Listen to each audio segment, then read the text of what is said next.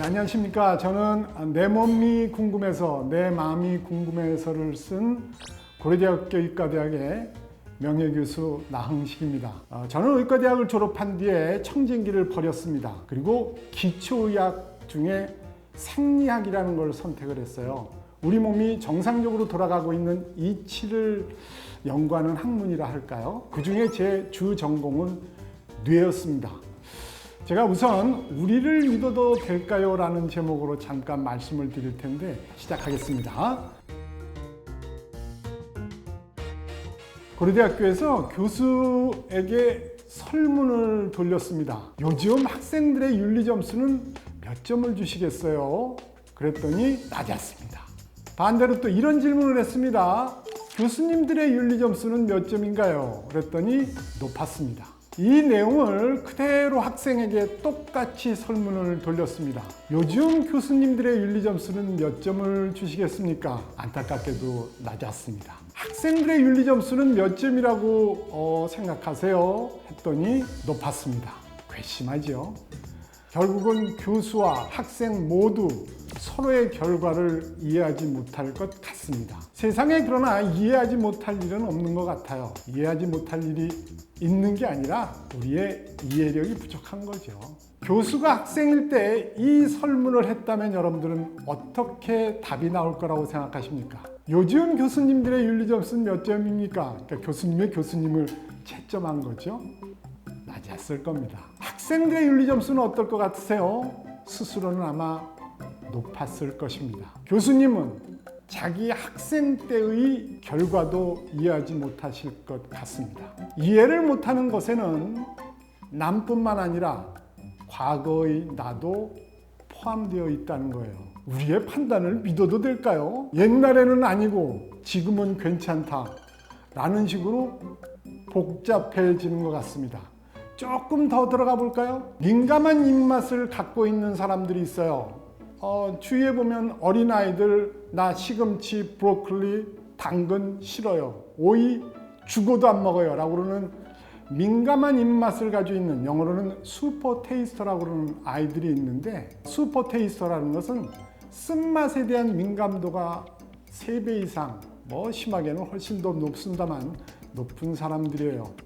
걔가 잘못된 게 아니라 그 아이의 맛신경, 미각이 잘못된 것이죠. 사람들 중에 정도 차이는 있지만 4명 중에 1명은 슈퍼 테이스터로 평가받고 있습니다. 나 시금치, 브로콜리, 양배추 싫어요. 달달하고 기름진 거 좋아요.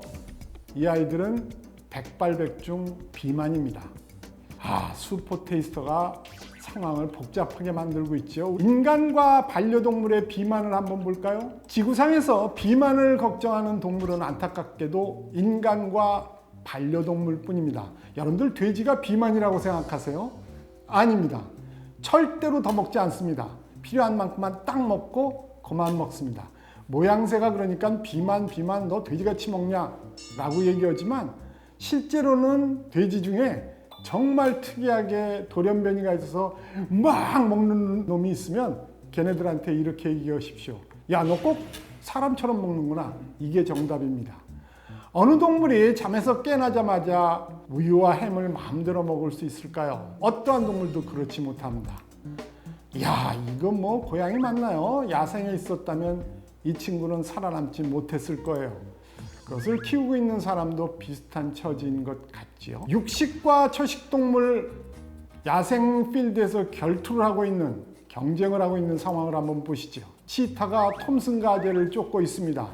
이 둘에게 어느 쪽이든 비만이 있다면 이 경쟁은 성립되지 않습니다.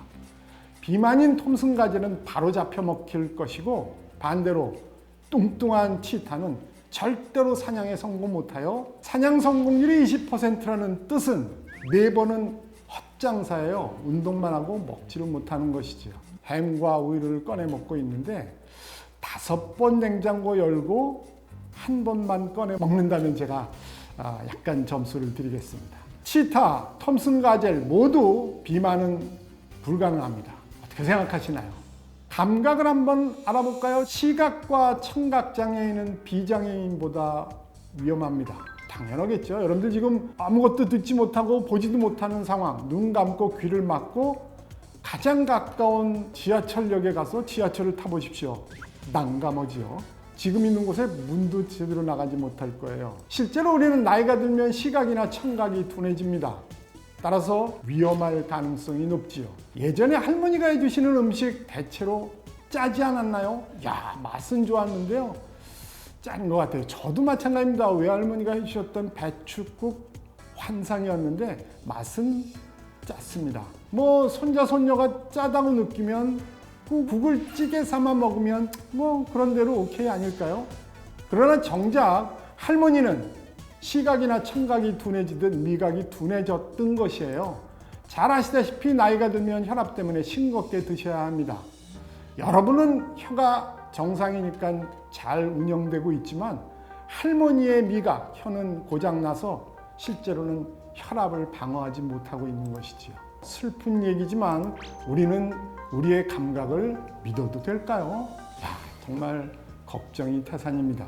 감각을 통한 정보나 지식을 바탕으로 우리는 판단을 하곤 하는데 정보와 지식이 부족하거나 기억력 감퇴를 인정하시죠? 그런데 악착같이 자기의 판단은 맞다고 생각해요. 그러나 자신의 판단은 옳다고 고집을 부리는 바로 이 쇠고집. 우리는 이렇게 나이가 들면서 잘못되어 가고 있는 것 같아요. 내 판단은 맞나? 남의 일이 아닙니다. 우리는 우리를 정확하게 알아야 될 상황이라고 생각되지 않으십니까? 우리를 믿어도 될까요? 우리의 판단을 믿어도 될까요? 우리의 감각은 믿어도 될까요? 허무하지만 우리는 상당히 불안정하다는 것입니다. 많은 것을 되돌아보고 내 약점을 알고 극복하면 결코 그것은 약점이 아니라고 생각합니다. 우리가 학교 다닐 때 오답노트 쓰곤 했죠. 오답노트만 잘 쓰면 쓰기 전과는 전혀 다른 사람을 만들 수 있어요. 자기를 스스로 이렇게 성숙시킬 수 있겠죠. 좀 더 괜찮은 여러분으로 거듭났으면 좋겠습니다. 최근에 면역력, 그리고 거기 붙어있는 스트레스, 좀 관심사항 아니세요? 면역력이라고 그러지만 여러분들 속마음으로는 면역력 강화, 그리고 스트레스는 퇴치, 이거를 생각하실 거예요. 근데 이 두 가지 단어가 진짜 맞나? 라는 걸 한번 검증해 드리겠습니다. 슈퍼푸드라는 거 잘 아시죠? 각종 영양소가 풍부하고 콜레스테롤은 낮고 항산화 작용과 노화 억제 작용을 하는 좋은 음식으로 알려져 있는데 다섯 번째 있는 건 면역 강화예요. 면역이 강화되는 게 꼭 좋은가? 라는 얼토당토하는 의문을 여러분들한테 제기하면서 다음 내용으로 넘어가겠습니다. 면역작용이라는 것은 잘 아시다시피 나와 남을 구별하는 겁니다. 내가 남을 구별해서 공격한다는 간단한 작용이지요. 암세포가 있는데 면역세포가 암세포를 남이라 판단을 하고 공격을 했습니다. 공격당하면 암세포가 막 너덜너덜해지죠. 공격에 성공하면 자연스럽게 암이 퇴치된 상황이라고 할 수가 있습니다. 나를 남으로 오인해서 공격하는 질환이 있어요. 안타깝지만 이것을 우리가 자가면역 질환이라고 합니다. 이건 아주 슬픈 일이기도 한데 엄연한 현실입니다. 군대가 자국민을 공격해서 여러 가지로 불상사를 일으켰던 것은 역사적 교훈이기도 한 것 같습니다. 에이즈라는 병 잘 아시죠? 후천성 면역 결핍증입니다. 면역이 약해서 각종 감염 질환에 쉽게 걸리는 그런 형태이죠. 한 예를 들어 볼까요? 암을 제대로 퇴치 못하면 예를 들어 카포시육종이라고 그러는 이런 어마어마한 암에 걸릴 수가 있습니다. 이럴 때는 면역이 좀 강화되는 게 답일 것 같긴 하죠. 근데 꼭 이렇게만 한지 좀 알아보도록 하죠. 아토피는 선진국형 면역질환입니다. 아시나요? 40-50년 전 대한민국에 아토피라는 단어가 없었습니다. 아예 아토피 아자도 몰랐어요. 지금도 아프리카나 중남미, 동남아 약간 열악하다고 생각되는 환경의 아이들은 아토피를 알지 못합니다. 미국이나 뭐 캐나다를 포함해서 뭐 일본이나 우리나라 또 유럽에 있는 데는 뭐 아토피 환자가 어마어마합니다. 선진국형 면역 질환이지요. 이것이 신기하게도 기생충이 박멸되면서 증가됐다는 타임 코스가 있어요. 야, 이건 뭔 얘기죠? 지금 이렇게 증가되는 것을 분석해 보니 우리의 면역은 기생충을 수도 없이 오랜 기간 공격해 왔던 거예요. 그런데 공격 대상이 없어졌습니다. 우리의 면역은 국방력이 강화되듯 굉장히 강력한데 공격의 대상, 기생충이 사라지고 나면 어디를 공격해야 될까요? 애따 모르겠다, 너나 받아라 그러고 우리 세포를 공격하는 것이죠.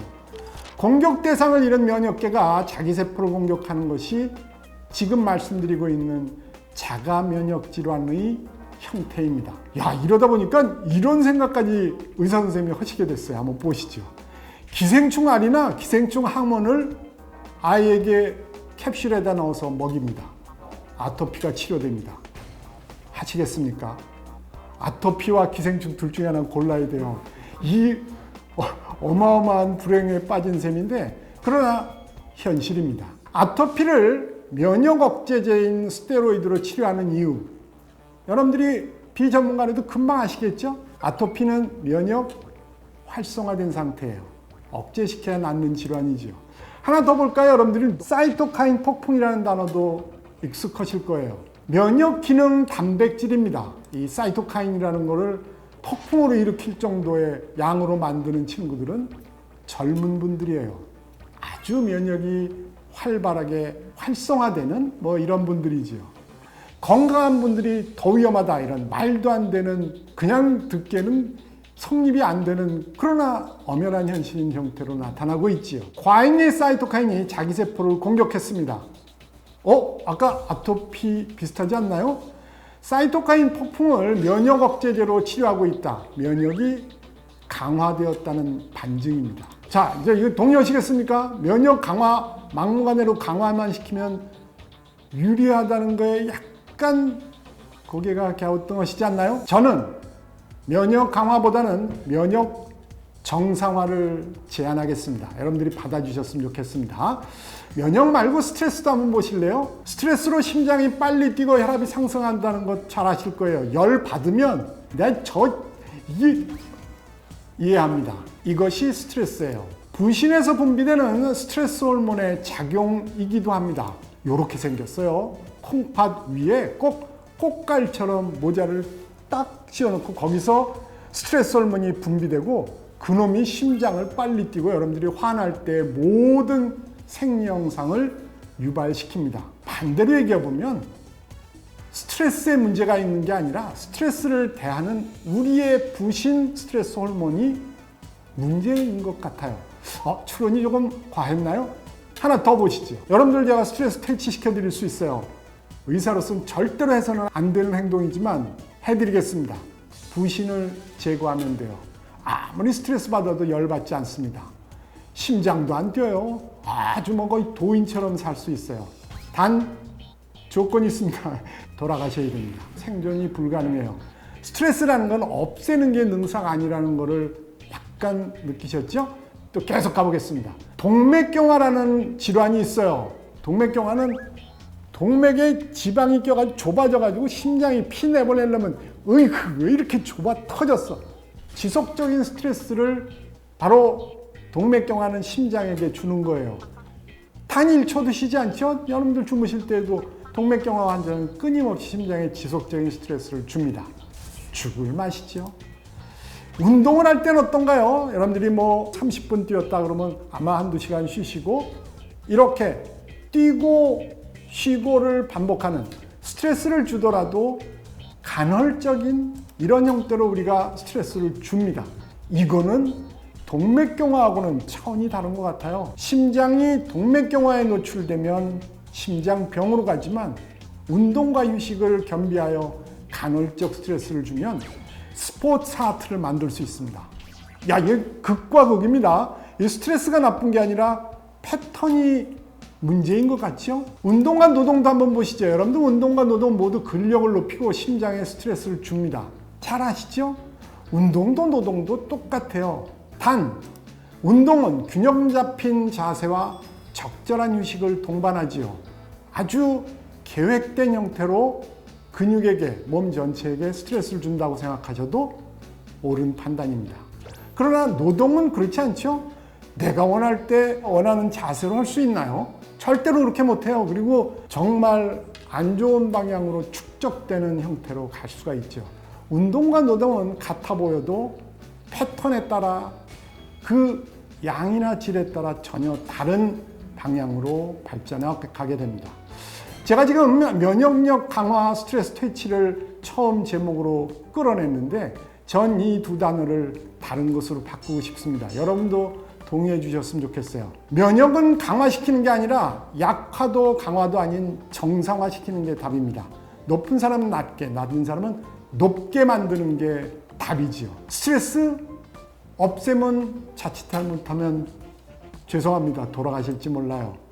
우리가 스트레스 해소라는 단어는 제가 다른 말로 좀 멋지게 만들어 드리겠습니다. 간헐적 스트레스입니다. 스트레스와 휴식을 반복해서 주면 스트레스 없는 것보다, 물론 계속되는 것보다 무조건 좋습니다. 생활에 잘 반영해 주시기 바랍니다. 왜 여성의 쇼핑 시간은 길까요? 남자와 여자가 그 전까지는 굉장히 화목했는데 쇼핑 시작하면 다툴 가능성이 높습니다. 왜 그럴까요? 이거를 제가 진화의 차원서부터 해석해 드리겠습니다. 물론 거친 추론도 있지만 같이 생각해 봐 주셨으면 좋겠습니다. 백일잔치서부터 알아볼까요? 임신한 지 10달 만에 분만하는 게 아닙니다. 40주 만에 분만해요. 정확하게 얘기하면 280일 후에 분만하지요. 이 40주라는 것은 마지막 menstruation서부터 계산하는 날짜입니다. 마지막 menstruation 이후에 배란되는 시점은 14일 후고, 따라서 280에서 14일을 빼면 266일이 되고 난자의 수명은 하루 정도 됩니다. 계산을 다시 해보면 수정된 지 265일 만에 분만되는 거예요. 거기다가 100을 딱 더해볼까요? 365일입니다. 정확하게 1년 된 날을 우리가 100일잔치로 해주는 거예요. 아이고 100일 되셨습니다. 아닙니다. 딱 1년 되셨습니다. 이렇게 한다는 거지요. 우리 옛 조상들이 이건 모두 다 아셨을까요? 적어도 하여튼 틀림없는 건 여러분들은 지금 아셨다는 겁니다. 어디 큰 라운드 테이블에서 식사하실 때 한번 슬쩍 던져보시죠. 제왕절개에 대해서 알아보겠습니다. 영어로 제왕절개는 Caesarean section이라고 그래요. 시저가 이 방법으로 태어났다라고 얘기하는데 그 말은 일단 믿을 수가 없습니다. 그 시절에 불가능합니다. 시저가 제왕이 된 뒤에 그 산모가 아이를 꺼내고 돌아가시게 할 것이냐, 그냥 돌아가시게 할 것이냐가 그때 법적 다툼이 있었나 봐요. 시저가 그냥 꺼내고 엄만 돌아가시게 하자라는 법을 만들었다? 별로 재미없죠? 다음 또 넘어가겠습니다. 우리는 생일을 귀 빠진 날이라고 얘기하곤 해요. 이유는 바로 이렇습니다. 아이가 엄마의 산도를 빠져나올 때 가장 넓은 단면적, 가장 난코스라고 할 수 있죠. 귀 바로 위쪽이에요. 귀 바로 위쪽이 가장 넓은 단면적이고 귀가 이렇게 보일 정도로 쑥 지나오면 그 다음부터 그냥 잡아당겨도 됩니다. 그럴 정도로 어려운 코र्स가 귀 바로 위쪽이라는 건데 귀 빠졌다. 바로 생일인 거예요. 아유, 이거는 우리 조상들이 참 잘 만드신 말 같죠? 여성의 엉덩이는 커질 수밖에 없습니다. 아이의 머리가 커지다 보니 점점 엉덩이는 커지게 되었고, 실제로 여성의 팔은 바깥쪽으로 휘고 무게중심은 아래로 갈 수밖에 없게 되었습니다. 남자는 넓은 어깨, 좁은 엉덩이로 팔이 일직선으로 똑 떨어집니다. 그러나 여성은 그렇지 않죠? 좁은 어깨, 넓은 엉덩이, 다시 말하면 팔이 내려오다가 바깥쪽으로 휘다 보니 큰 엉덩이는 주력을 늦출 수밖에 없고 팔은 바깥쪽으로 휘어 창, 활 등 무기를 제대로 쓸 수 없었을 것입니다. 아이의 머리가 좋아지면서 점점 사냥의 실패율을 낮출 수밖에 없었겠죠. 이거 어떻게 해야 될까요? 인간은 현명해서 분업에 들어간 것 같아요. 그래, 남자 너 성공률 높으니까 사냥해. 여자 가사와 집 주위에 있는 나물 과일을 채취해. 괜찮지 않나요? 우리는 그렇게 살아왔습니다. 여성의 큰 골반 때문에 사냥 대신 가사 및 나물 과일을 채취하게 되었고, 남자 대학생들한테 제가 대학에 있을 때 앙케이트를 해봤습니다. 야, 니네 공돈이 몇 천만 원 생기면 뭐를 사고 싶니? 거의 남자들은 자동차였습니다. 여학생들은 뭐를 택했는지 추측이 되시나요? 맞습니다. 추측하신 대로 핸드백입니다. 사냥을 하는 친구들은 멀리 가야 되고 잡은 놈을 얼른 들추었고 와야 되는데 운송기관에 집착할 수밖에 없어요. 여자들은 나무를 채취했죠. 웬 떡이야? 저기 또 있네. 이거 넣어야 될 망태기가 있어야 돼요. 핸드백에 집착하는 거죠. 여러분들은 그만 만들만 아니야 이렇게 얘기하실지 모르지만, 여러분들하고는 전혀 관계없이 우리 몸속에는 유전 본능으로 굉장히 오랫동안 각인된 많은 일들이 있습니다. 의심하는 분들 위해서 보충 설명을 해드리겠습니다. 여자분들이 지금 열심히 과일을 고르고 있지요. 과일을 고를 때 저분들은 틀림없이 이렇게 했을 거예요. 이게 벌레는 먹었나? 이건 맛은 있을까? 이거 가져가는 게 내 노동력보다 이로울까? 두런두런 얘기도 하고 굉장히 서로 친목도 도모하겠죠. 이미 남자분들은 동물을 사냥하듯, 동물 사냥할 때는 재빨라서 빨리 결정하고 잡아채야 돼요. 목적 쇼핑이 아주 뚜렷합니다. 이미 쇼핑을 끝냈어요. 여자들 저렇게 열심히 잠깐만요, 내가 이거 다른 데 좀 돌아보고 올게요. 샀습니다. 샀다고 그게 끝인가요? 이건 물러주세요. 끊임없이 다툼하는 이유가 독버섯. 이게 뭐 버섯에 독이 있는지 어떻게 알아요? 남자들은 그렇지 않았던 것이지요. 이걸 보고도 믿지 않으시면 좋습니다. 의문을 갖는 자세는 과학적인 자세라서 제가 높이 삽니다만 제가 더 확실하게 해드리겠습니다. 남자 눈은 움직이는 것에 민감합니다. 제가 뇌과학을 전공했기 때문에 자신 있게 말씀드릴 수 있어요. 여성분은 색감에 민감합니다. 여자의 생명이 남자의 10분의 1 정도밖에 되지 않는다는 걸 알고 계신가요? 정록생명이라고 아세요? 나뭇잎 사이에서 빨간 과일을 발견하는데 정록생명은 불리합니다. 한번 여러분들 테스트 해보시죠.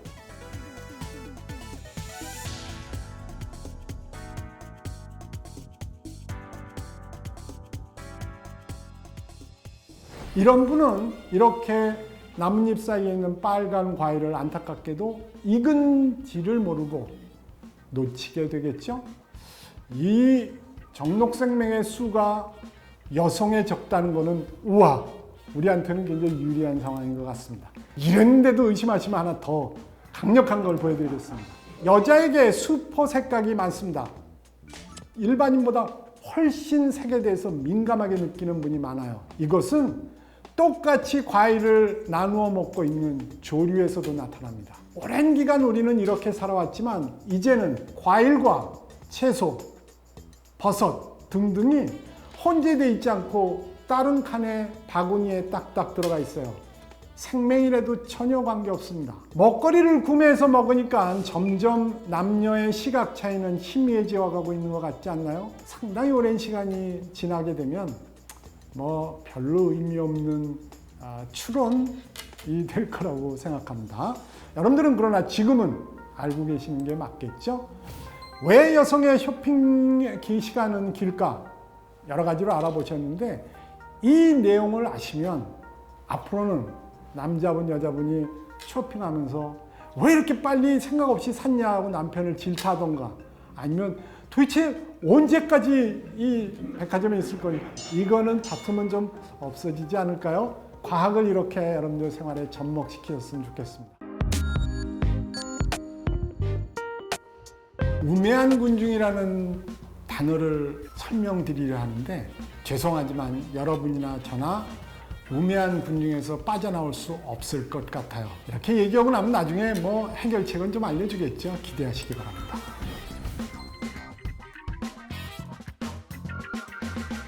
개인이 복잡한 문제에 직면하면 우매한 군중이 되기 쉽습니다.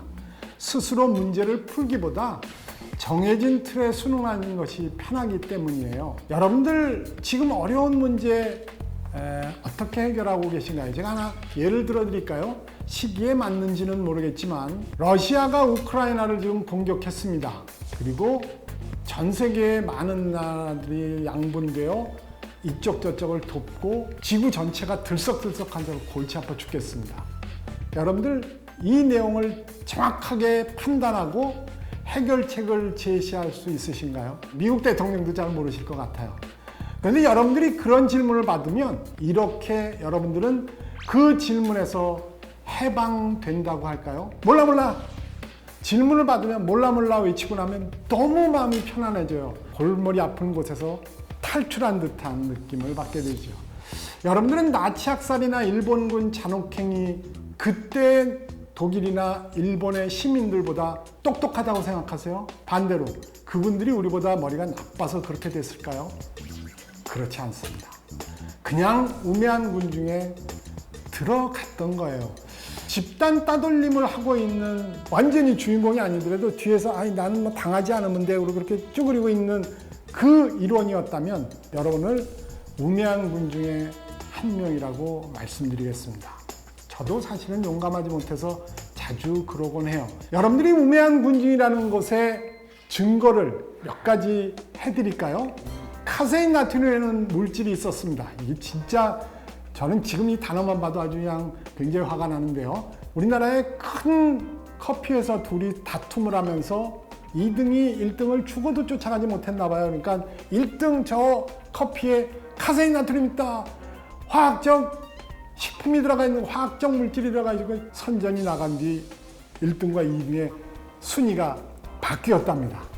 진짜 너무 치사한 것 같죠? 우유는 유당, 유지방, 유단백질로 구성되어 있는데 유지방을 빼면 무지방 우유가 되고 유당까지 빼면 달랑 단백질 남는데 그 단백질의 80% 이상은 카세인이에요. 이 카세인을 나트륨이라는 거는 물에 잘 녹으라고 여러분들이 잘 아시면 Na 붙이면 물에 잘 녹아요.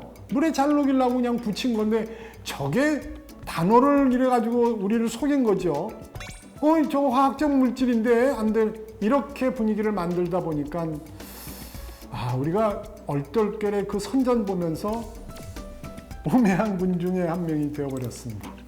하나 더 볼까요? MSG 혹시 아시나요? 이건 뭐 우리나라 국민 중에 가장 싫어하는 것 하면 아마 일본과 거의 비슷한 퍼센트로 나오지 않을까요? MSG의 원명은 본뒷말은 모노소디움 글루타메이트예요. 소디움이라는 건 여러분들이 잘 아시다시피 나트륨입니다. 글루타메이트라고 하는 아미노산을 물에 잘 녹게 하기 위해 나트륨, 소디움을 붙인 거예요. 무해합니다. 글루탐산이라는 것은 감칠맛을 느끼게 하는 기가 막힌 아미노산이에요. 감칠맛은 단백질의 지표이기도 합니다. 이분이 단백질을 제대로 드시나 감시하는 거예요. 이것도 마찬가지로 큰 우리나라에 2개의 조미료 회사가 붙었습니다. 죽어도 2등, 1등을 못 찾아갔나 봐요. 1등에 MSG 있다 그래가지고 선전을 어마어마하게 했죠. 독극물로 거듭났습니다. 우리 집은 MSG 안 써요 라는 걸 그냥 식당에다 써붙이고 참 안쓰럽습니다. 모유에 글루탄산이 많이 들어가 있다는 거, 글루타메이트가 많다는 거 아시나요? 아이들은 미각이 발달되지 않아서 엄마 저지 맛없어요. 가면서 기다려 내가 글루탄산 넣어줄게. 모유에 잔뜩 들어있습니다. 조금 밉지만 그래도 모범이 되는 한 사례가 일본에 있는데 전 세계에서 1인당 MSG를 가장 많이 먹는 나라 일본입니다. 우리나라에 아마 7, 8배는 먹을 거예요.